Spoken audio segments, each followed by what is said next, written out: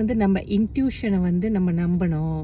Intuition வந்துட்டு mostly அது வந்து உண்மையை தான் பேசும். அதாவது நம்ம மனசை வந்து என்ன சொல்லுது மனசு, அதை வந்துட்டு நம்ம வந்து கேட்கணும்.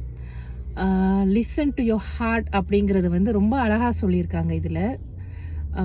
உங்களோட வந்து உங்கள் மனசுக்கு வந்து நீங்கள் என்றைக்குமே துரோகம் பண்ணாதீங்க. அது என்ன சொல்லுதுன்னு நீங்கள் கேளுங்க. அது வந்து ஒரு சின்ன ஒரு இதயம்தான். அது வந்து துடிச்சுக்கிட்டே இருக்குது. ஆனால் வந்து அதுக்கு வந்து அவ்வளோ ஒரு பவர்ஃபுல்லான ஒரு சக்தி இருக்குது. அது என்ன வந்து உங்ககிட்ட சொல்லுதோ அதை நீங்கள் கேளுங்க. மோஸ்ட்லி அது வந்து கரெக்டாக இருக்கும் அப்படின்னு சொல்லிட்டு அவங்க சொல்கிறாங்க. ஓகேயா? நீங்களும் உங்கள் வாழ்க்கையில் பேஸ் பண்ணி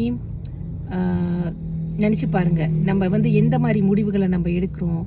நம்ம லாஜிக்கலாக எடுக்கிறோமா, இல்லை வந்து எமோஷ்னலாக எடுக்கிறோமா, இல்லை பேஸ் ஆன் த ஹார்ட் எடுக்கிறோமா, அது மாதிரி நினச்சி பாருங்கள். என்னை பொறுத்த வரைக்கும் வந்துட்டு எந்த ஒரு முடிவாக இருந்தாலுமே வந்துட்டு லைக் ஹார்ட் ஓர் மைண்ட் அப்படின்னு வரும்போது வந்துட்டு ஹார்ட்க்கு தான் வந்து மோஸ்ட்லி எல்லா விஷயத்துலையும், பட் மோஸ்ட்லி வந்து நான் வந்து முக்கியத்துவம் கொடுப்பேன். ஏன்னா ஹார்ட்டு வந்து மைண்ட் சொல்கிறது வந்து கரெக்டாக இருக்கலாம்.